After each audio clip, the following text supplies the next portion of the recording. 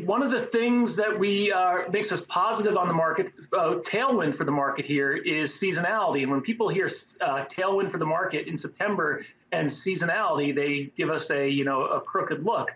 But when you look historically, September is one of the weaker months of the year. But when you've seen the S&P 500 up 10% or more year to date, September returns have actually been positive historically and better than the average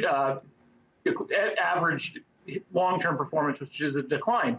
You take that one step further, we haven't had a drawdown of 5% yet this year. 5 other years throughout history where we've seen the S&P 500 up 10% year to date and not a single drawdown of 5% or more. And in those 5 years, the rest of year return from September 1st through year end was about an average of about 5% and higher every single time. So it's a small sample size of 5, but in the markets and when it comes to seasonality, Newton's first law applies. Strength begets strength. Objects in motion tend to stay in motion.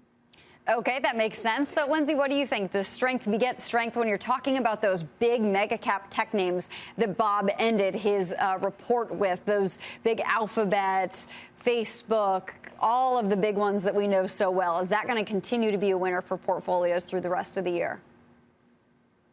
Yeah, I've got my eye on technology, Courtney, because as we've seen throughout the whole year, it's been this continuous rotation between cyclicals and growth and defensive, with the support helping to move the market higher throughout the entire year, with different groups leading at different times. Of course, technology nowadays is about 30% almost of the S&P 500, if you can believe it. And so, of course, it's an important part of the index for certain. But I am looking at technology. It's had a really nice run, especially since the 10-year has been declining since March. We've been able to see the tech sector continuously move higher as yields came down. Now we're starting to see a turnaround in the 10-year yield, moving a little bit higher, which gives me hope and optimism that the market can continue to move higher and the growth story can come back to life. And technology, as we know, has been more of a defensive play in the last year and a half in this market. So what we're seeing within the technology sector is